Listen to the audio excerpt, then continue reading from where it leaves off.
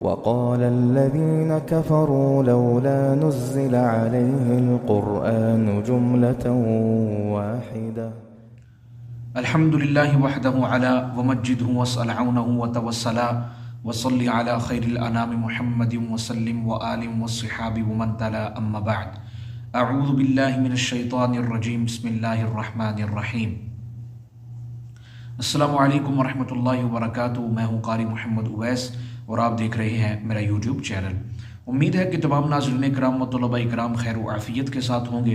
ان تمام احباب کا میں تہ دل سے شکریہ ادا کرتا ہوں جنہوں نے میرے چینل کو سبسکرائب کیا اور میرے ساتھ میرے مشن میں شامل ہوئے.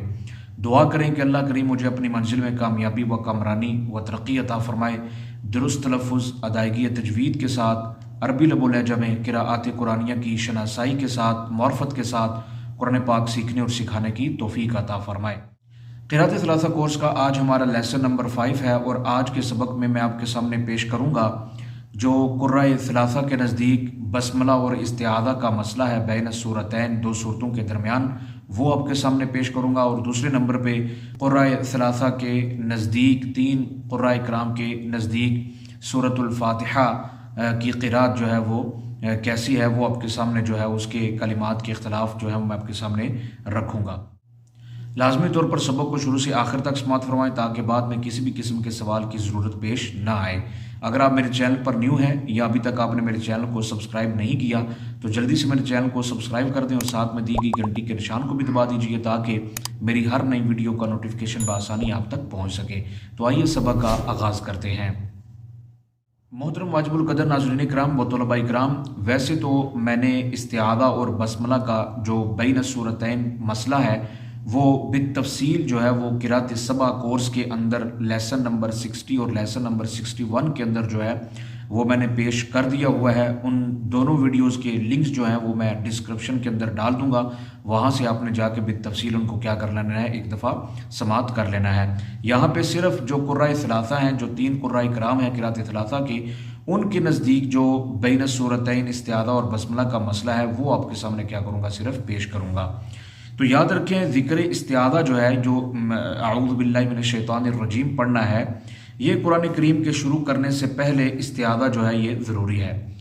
جب قرآن کریم پڑھنا چاہیں تو شیطان مردود کے شر سے اللہ کی پناہ مانگے، جس طرح کہ سورۃ النحل کے اندر آیا ہے فَإِذَا قَرَأْتَ الْقُرْآنَ فَاسْتَعِذْ بِاللَّهِ مِنَ الشَّيْطَانِ الرَّجِيمِ. تو اس کا ترک کرنا جو ہے یہ قرآن کی تلاوت کے کیا ہے، آداب کے خلاف ہے.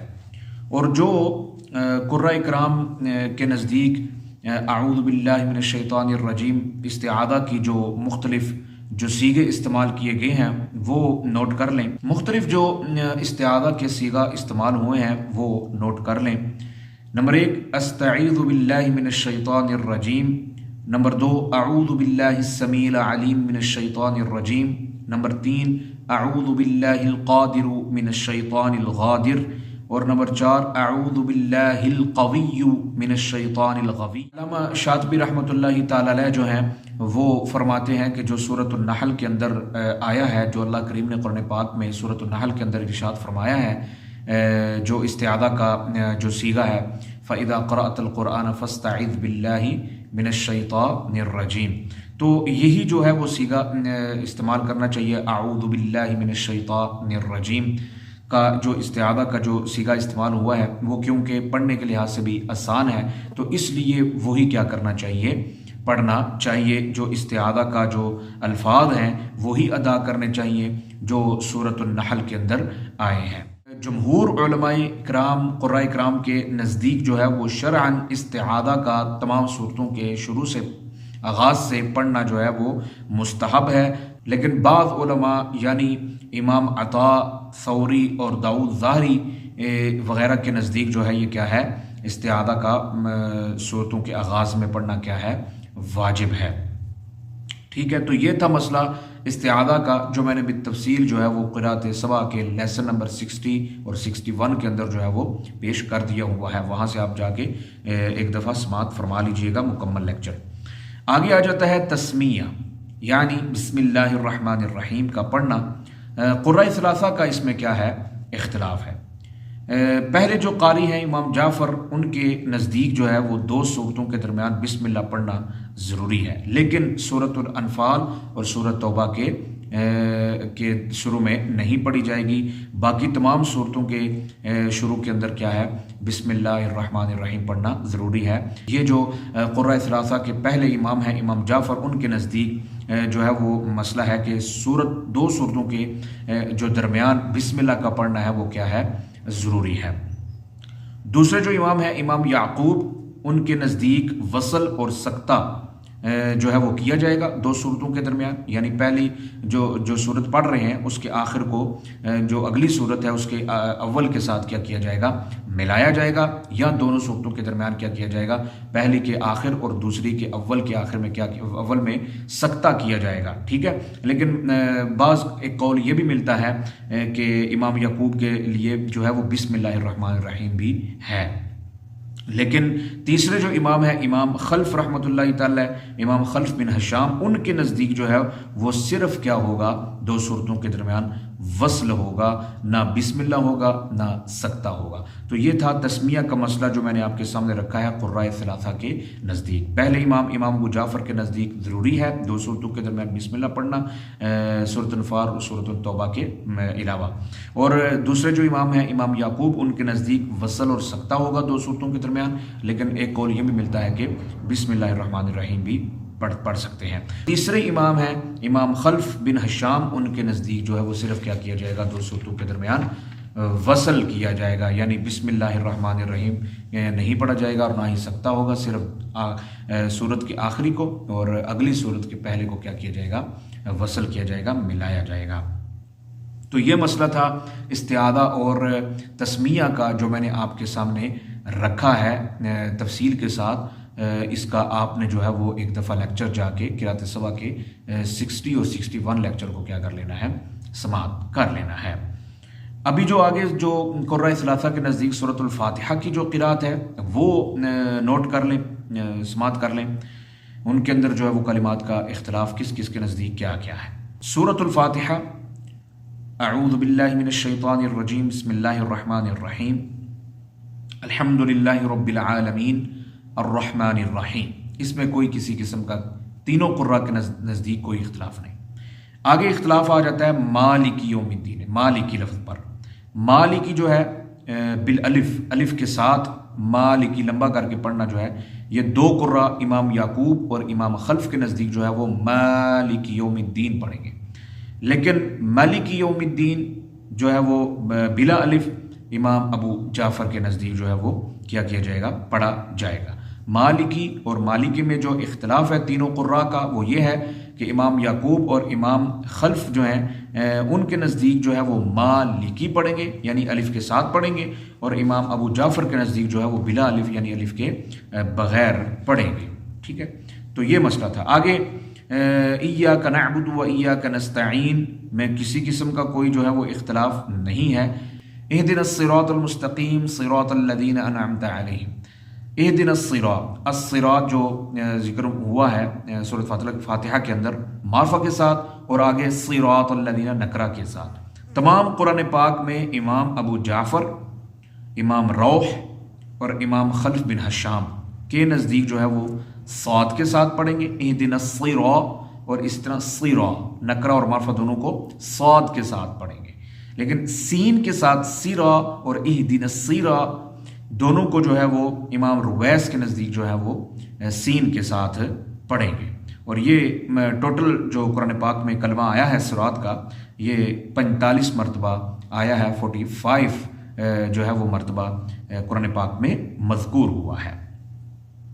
آگے آ جاتے ہیں جی، علیہم الیہم لدیہم، صراط الذین انعمت علیہم۔ اس طرح علیہم جو ہے یہ قرآن پاک میں 215 مرتبہ مذکور ہوا ہے، الیہم 41 مرتبہ 41، اور لدیہم جو ہے وہ 7 مرتبہ یعنی 7 مرتبہ جو ہے وہ مذکور ہوا ہے۔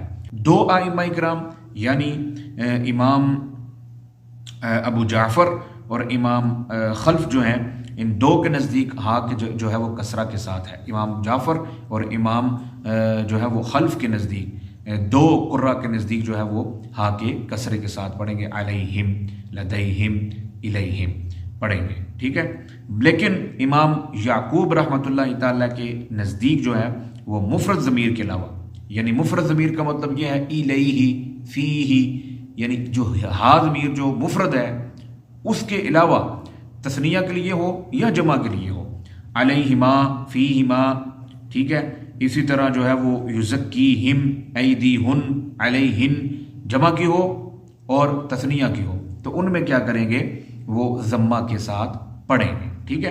امام یعقوب رحمۃ اللہ تعالیٰ کے نزدیک مفرد ضمیر کے علاوہ اگر مفرد ضمیر ہے یعنی الیہ فیہ کی ہے تو وہاں پہ صرف کیا کریں گے، کسرہ پڑھیں گے، تثنیہ اور جمع کی حالت میں کیا پڑھیں گے، ضمہ کے ساتھ پڑھیں گے، یعنی علیہما ہے تو علیہما فیہما، ٹھیک ہے۔ اس طرح ایدیہم یزکیہم ایدیہن علیہن، تو یہ کیا کریں گے، امام یعقوب کے نزدیک مفرد ضمیر کے علاوہ تثنیہ اور جمع میں ضمہ کے ساتھ کیا کریں گے، پڑھیں گے۔ یہ آپ نے نوٹ کرنا ہے، نوٹ کرنے کے بعد آپ نے اس کو جو ہے وہ پریکٹیکل پڑھنے کی کوشش کرنی ہے، پھر اس کے ساتھ آپ کو کیا ہوگا، سمجھ میں آئے گا۔ امام رویس کے نزدیک جو ہے وہ وصلاً اور وقفاً یعنی ٹھہرنے اور ملانے کی صورت میں ضمہ ہے، لیکن ان کے لیے شرط یہ ہے جس طرح علیہم ہے تو ہا ضمیر سے پہلے یا جو ہے وہ ساکن ہو اور یا بنا کی وجہ سے کیا ہو، مخزوف ہو گئی ہو، جیسے آتہم یخزہم یأتہم، اگر اس طرح کے الفاظ ہیں جو یا محذوف ہے یا ساکنہ ہے تو ان صورتوں کے اندر جو ہے وہ کیا پڑھتے ہیں، ضمہ کے ساتھ پڑھ، جس طرح کہ آتہم ہے تو آتہم یخزہم یأتہم، کیا کریں گے، جو محذوف ہو گئی ہے یا وہاں پہ ہا کو کیا پڑھیں گے، ضمہ کے ساتھ پڑھیں گے، ٹھیک ہے۔ یا ساکنہ ہو یا جو ہے وہ کیا ہو گئی ہو، کسی وجہ سے محذوف ہو گئی ہو تو اس صورت میں کیا کریں گے، وہاں پہ ضمہ کے ساتھ پڑھیں گے۔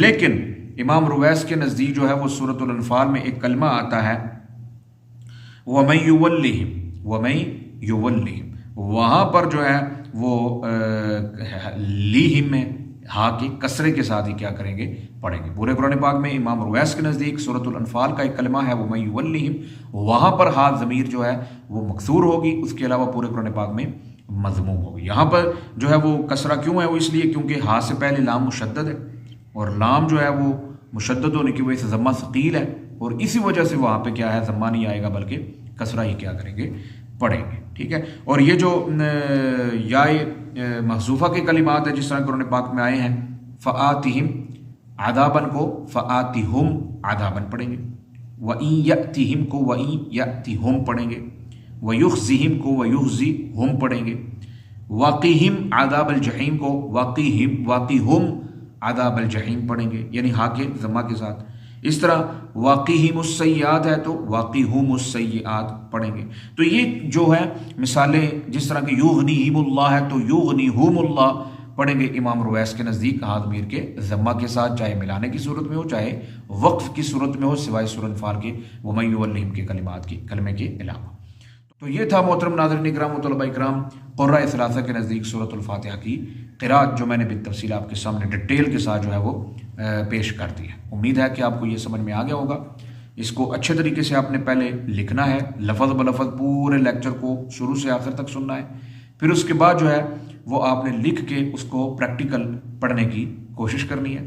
اور آپ جس بھی قاری کی، امام ابو جعفر کی پڑھ رہے ہیں یا امام خلف بن ہشام کی پڑھ رہے ہیں یا امام یعقوب کی پڑھ رہے ہیں، تو سب کی جو ہے وہ آپ نے ایک علیحدہ علیحدہ پہلے فردن علیحدہ علیحدہ ایک کیا کرنی ہے، قراءت پڑھنی ہے۔ پھر اس کے بعد جب مہارت حاصل ہو جاتی ہے تو پھر اس کو آپ کیا کرتے ہیں، قراءت بالجمع، یعنی جمع کر کے آپ کیا کر سکتے ہیں، پڑھ سکتے ہیں۔ اور آپ کو فردن اور جمعن پڑھنے کے حوالے سے بھی قراءت سبا کورس کے اندر جو ہے وہ لیکچر آپ کو سننے کو مل جائے گا، اس کا بھی لنک جو ہے وہ میں ڈسکرپشن کے اندر ڈال دوں گا۔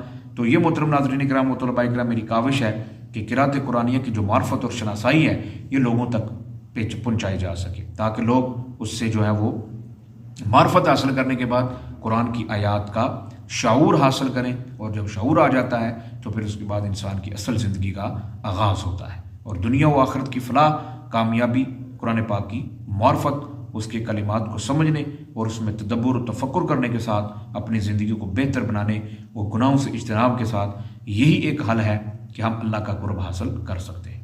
مجھے نچیز کو اپنی دعاؤں میں یاد رکھیے. اگلے لیسن میں میری اور آپ کی ملاقات ہوگی. كذلك لنثبت به فؤادك ورتلناه ترتيلا